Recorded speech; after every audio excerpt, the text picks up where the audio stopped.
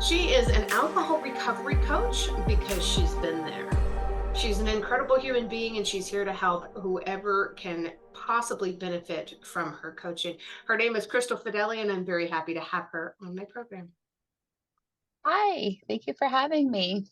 Absolutely. And I love what you're doing. I think you're doing wonderful things with helping to change lives and break down the walls of stigma. That's super Thank cool. you. Yeah, definitely trying. So tell me a little bit about yourself. Where are you originally from? Where'd you grow up? Yeah, so I am a Jersey girl, born and raised.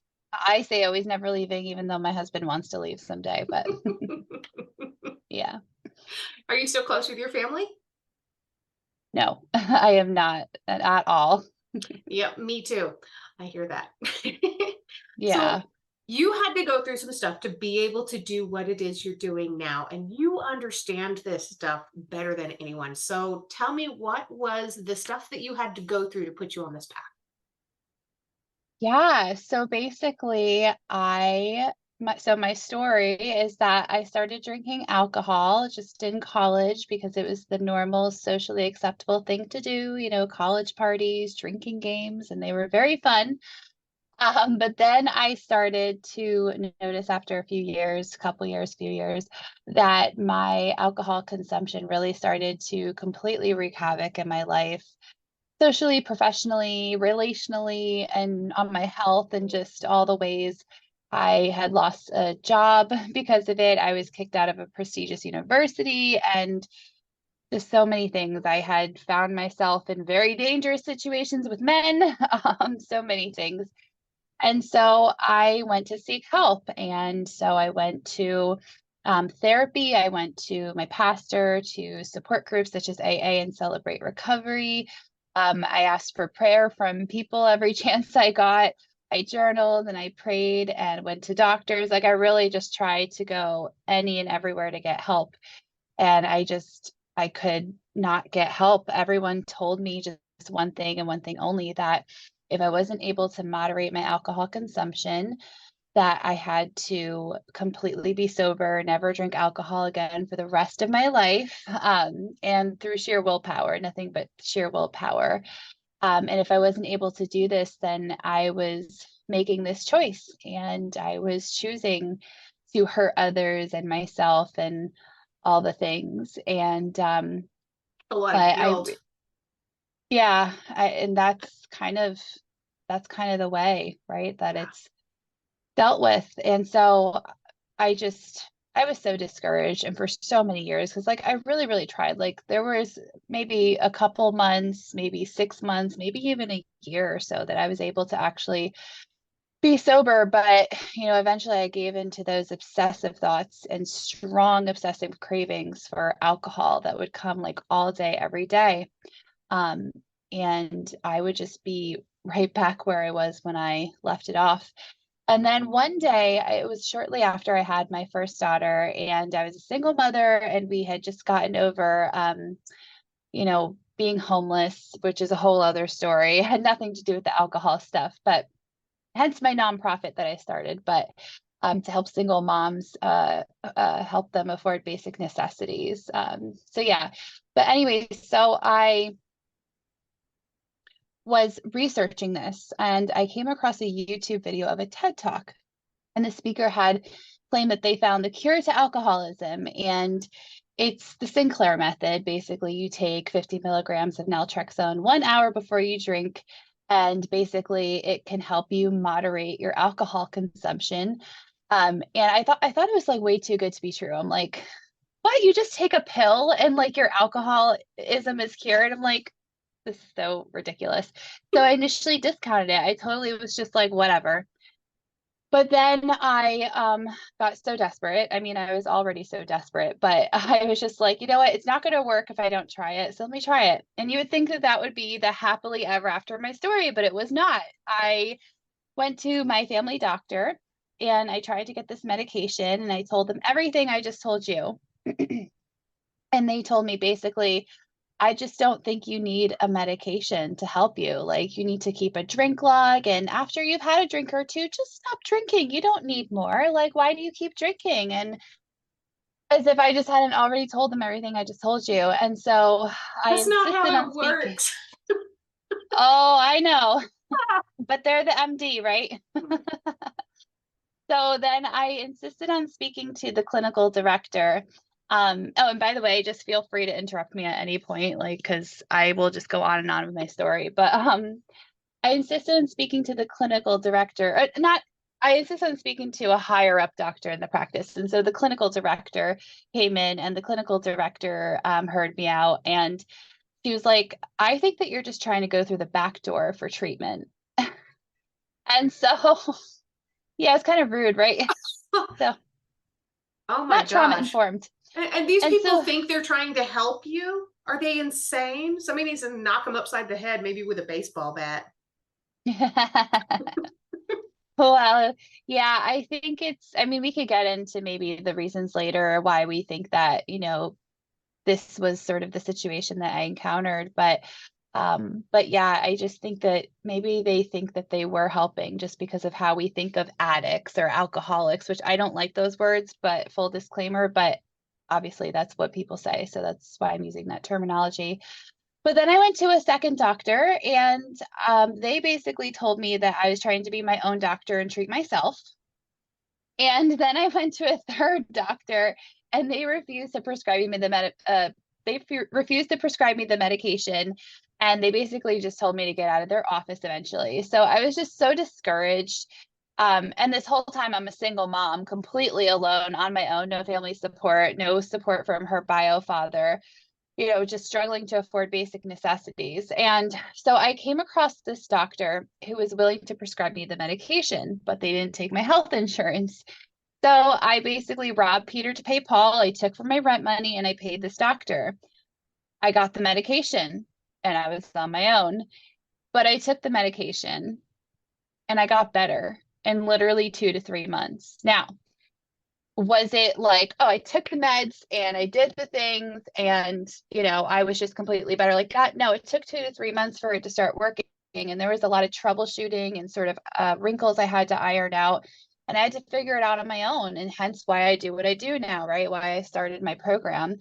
And I walk other women through this. But the whole point is that what I wasn't able to do in nearly a decade, sobriety through nothing but sheer willpower, I was finally able to get better within 2 to 3 months. And yeah, I've basically been better ever since. And I've tried, other medications that have other goals in mind, abstinence or sobriety, because there are different medication assisted treatments you can do. And the thing about it is that once I was able to get my alcohol stuff under control, like every therapist, doctor, past, like everybody was like, you need to cure your mental health stuff from your childhood trauma, and then your alcohol stuff will get better. It was quite the opposite. Once I was able to get better from my alcohol stuff, my mental health stuff skyrocketed. I have like I am so much better now, just because I'm not constantly getting drunk and re-traumatizing myself by doing something stupid or destructive. And of course, obviously, alcohol really does mess with your hormones and just how you feel in general. So not just your confidence, but that's my long story.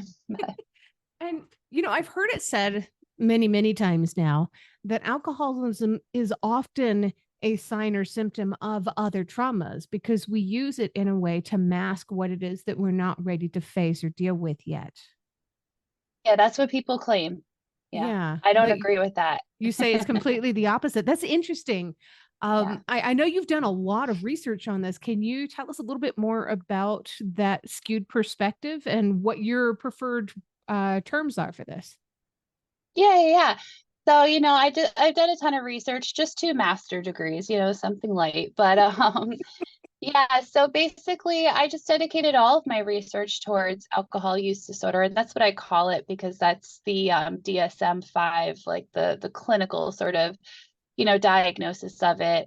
In my field of work, I just call it alcohol recovery because I'm not a licensed therapist and I'm not a licensed medical doctor. I am a researcher and an advocate and a speaker. But and so, basically, yeah, so I call it alcohol use disorder. And kind of like how we understand autism in the sense that it's a spectrum.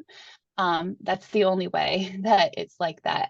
But low, medium to high. And so, yeah, basically that's what a lot of people think. They think that you might have had a crummy childhood, or you might have had some kind of experience, some kind of trauma or stress or whatever. And that is the case for some people. It really is. And that's why AA, something like AA or Celebrate Recovery or an accountability partner or what have you, the treatments would work for them that are mainstream. I'm talking about the people who find that, oh my God, like what is wrong with me? Because this is not working for me. That's who I'm talking about. So, and that's who my heart is for. Not that my heart is not for those other people, but they already have a lot of the resources. My people don't right now. So yeah, basically, so alcohol use disorder for the kind of people that I'm talking about, sorry, it's a neurochemical disorder. And so basically, like, let's take me and my husband as an example. We're sitting at the bar and I didn't take any medication before I consumed alcohol. My brain is going to push way more endorphins when alcohol enters my system, into my system, as compared to my husband, who does not suffer from alcohol use disorder by any means. And so endorphins is a very primitive chemical in our bodies, and so basically it indicates to our bodies like, I need alcohol to survive, like whatever, a social situation, whatever, relaxing at home in the tub or whatever, in the sort of setting that you would drink alcohol. And it just kind of builds that, the brain builds up that neural pathway of addiction over time. And so what the Sinclair method does, and the Sinclair method is the only method that you can use to actually moderate your alcohol consumption if you find that sheer willpower does not work. And so naltrexone, and I know this is kind of getting into all the details of this, so bear with me, y'all, but so naltrexone can be used the way of the Sinclair method, or it can be used another way, which is you take it every single day, or you can take the shot form, which is called Vivitrol, and it's injected into your system, a 30-day release, like literally a shot. Or you can take the pill every single day. Now, what's different about the Sinclair method is that you only take it 1 hour before you consume alcohol. And so what it does is, naltrexone is an opiate blocker. And so what it does is it sits on the receptor site. So my brain is pushing a ton of endorphins. Remember, we're at the bar, my husband and I, and my brain is pushing a ton of endorphins because I have drank alcohol. My husband, not the same situation. He's good.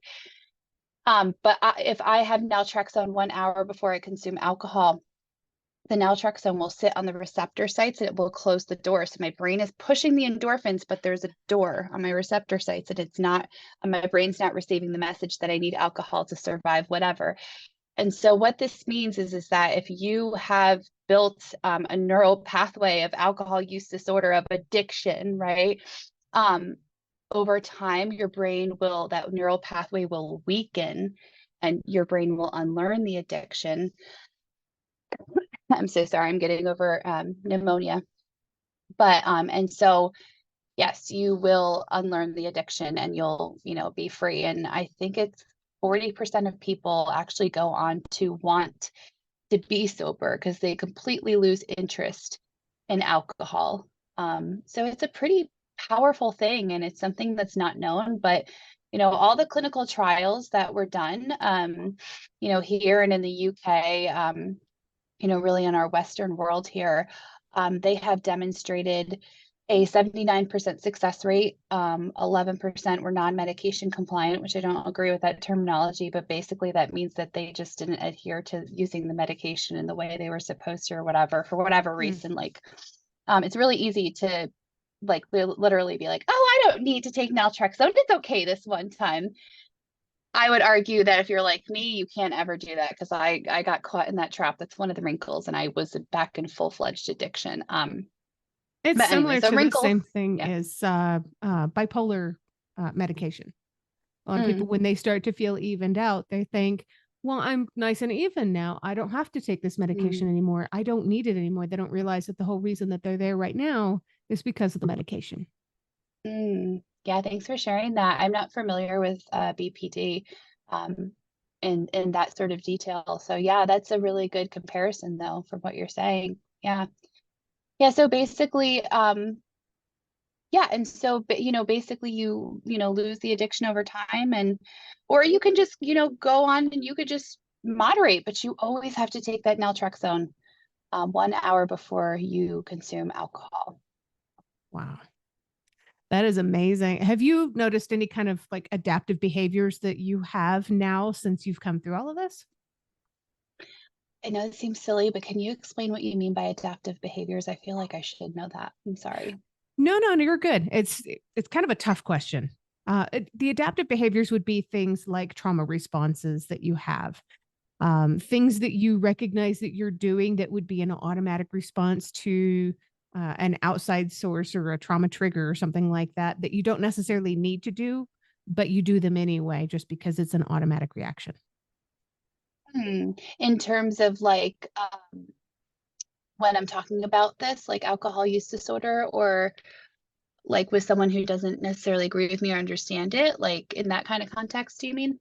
All of those things, or talking to a new client who's dealing with alcoholism, do they ever bring up any kind of like flashbacks or bad memories for you, or make you want to avoid a particular Oh, subject? I see what you're asking. I'm sorry. Okay, I think I'm finally there. I get it now. Okay. So yes, yes. Um, boy, this is me being vulnerable. So I speak about this a lot, and not everybody is as kind as you are, and is not like, oh, that's so cool as you are. There's a lot of people. In fact, I was invited on a podcast, and not too long ago, I was recording with this gentleman, and he got very nasty with me. I shared basically the same things I just shared with you, and he basically, I shared the statistics with him that are readily available statistics. I mean, if you want to do the work, the CDC and SAMHSA are reputable government agencies.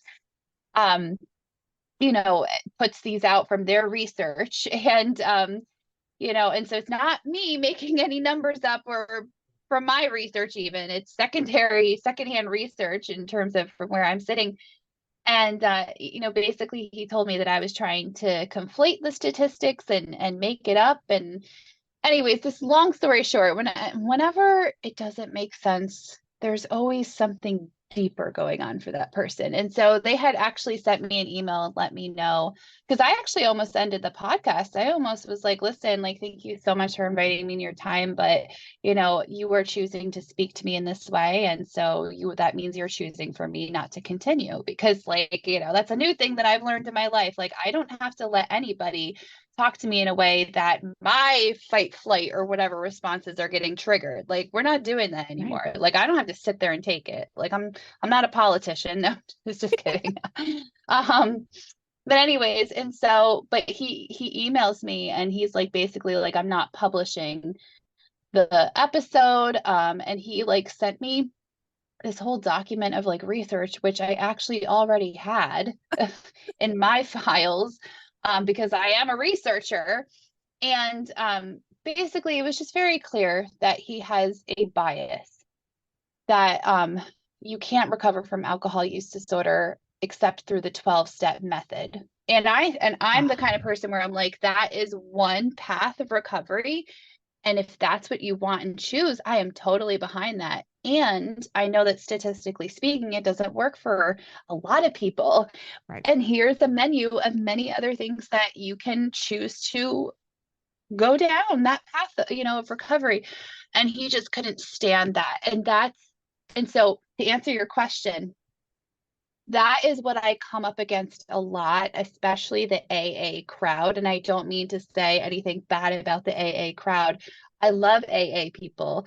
There's quite a number of them that don't love me. And I understand why, especially with where they're at, like a lot of them white knuckling it, not thinking that there's any other options.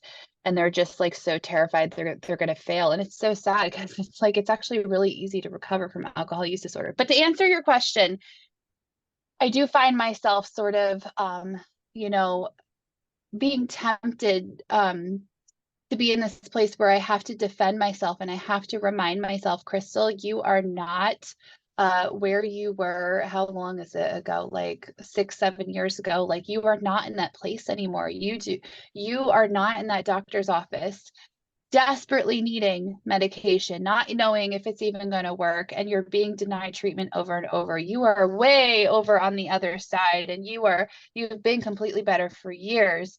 And the path forward, and you help other people now. There's no reason to even give this person, or this, not even this person, because I always try to separate the person from the ideology, but because the Bible says that our war is not against people, but powers and principalities that are high above in the heavenly places. So what does that mean? This is a great example of it, this way of thinking.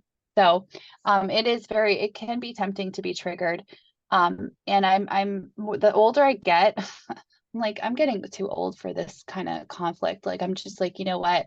Hey, just, let's stop for a second, because I don't engage in conversations with people who speak to me like this, or who try to criticize me or put me down just because I'm talking about something that's different and not mainstream. So I feel like that was a long answer to your question, but that's my answer.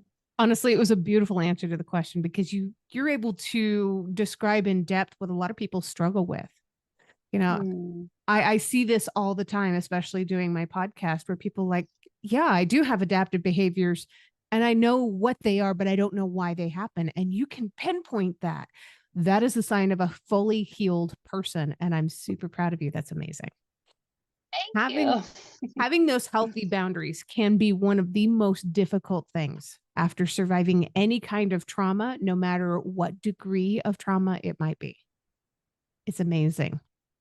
Yeah, it took me so long to get there, but yeah. Yeah. We have the ability to say no, or to set healthy boundaries taken away from us. Yeah. If you don't feel like you have that right, or you have that ability, it's a new muscle that you've never experienced before. How do you learn how to use a new muscle that you never knew was attached to your body? Yeah, totally. And for me personally, I mean, alcohol use disorder was not my only struggle. That was, I guess, it was the biggest of my worries until I was able to get treatment. But it was really the least of my worries if you think about it, because I mean, I was a child who was, removed from custody. A parent went to jail. Like, my ACEs score, the adverse childhood experience score, I'm not sure if you're familiar. Are you familiar with ACEs? Yeah, my score is a 9 out of 10. So, Me too. I was physically, oh yeah, Yeah. I feel you. Yeah, Yeah. my score was a 9 out of 10, physical abuse, emotional, mental, and then sexual abuse. And then on top of that, my mother did not take my side. And so, I was blamed for it. And, just, why would you say something, Crystal? Or, the other one was, you're just lying and trying to destroy the family. I found out from my uncle, because my bio mother died in March of last year. She knew she was dying, apparently. I didn't know, but so that's how much resentment she, kept against me, is that she like literally took this to her grave. And she was just so mad that I said something. But apparently, according to my uncle, she told friends that she did believe me. She just didn't know like how she would financially support herself. So she stayed with her husband. So yeah, it's been a long time for me to have learned that whole boundaries thing. But after recovering from alcohol use disorder, I was finally able to. Again, mental health healing skyrocketed after that. So that's so amazing. It's incredible. And I know people can get a hold of you through your website, which is crystalfedeli.com. And you have a very, very beautiful website. So people should go there anyway, just to see the website. I might even add a clip to the video, but it's a pretty nice website. I like your website. And what would they reach out to you for? Are they going to follow you on social media? Or are they going to adventures? Are they going to reach out to you for help? Yeah, so basically, first, I have a gift for your audience, and it's called 3 Ways to Reframe alcohol recovery. So if you go to crystalfedeli.com/3 ways to reframe alcohol recovery, you can get a completely complimentary download, and it discusses just, three different ways to reframe alcohol recovery and just give you kind of some resources. So that's first. And then second, like you totally, if you have tried all the traditional ways and if it is not working, like if you are still struggling, like you absolutely don't have to. There are providers that are out there. They're a little bit few and far in between, but I know them, I'm connected with them, and I can so help you identify kind of what path to go down and help you connect with all the providers and just make this a really successful journey. Like you literally don't have to do it alone. So I've been there, and I've walked through to the other side, and I've walked so many women successfully to the other side too. So you can schedule, a completely complimentary 15-minute connection call with me. So. Very cool.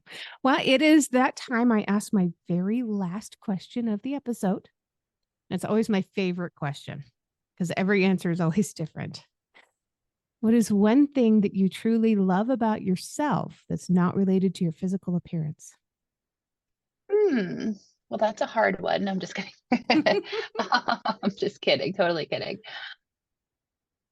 I love my resilience, and I don't think that I would have been able to find the alternatives to alcohol recovery if I did not have that resilience. But more than that, I just really love the place that God has really helped me to get to, of just having this resilience, but from a place of power instead of like everything being on top of me and I'm trying to fight to get out.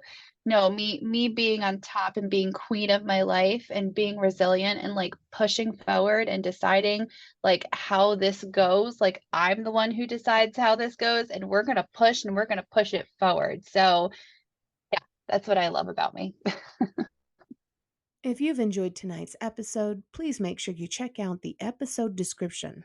You'll find links there on how you can learn more about this guest, links to connect with them on social media, and how to support the podcast. Remember, I don't get paid to do this. My boss is a bit tight-fisted, but I can say that. I work for myself.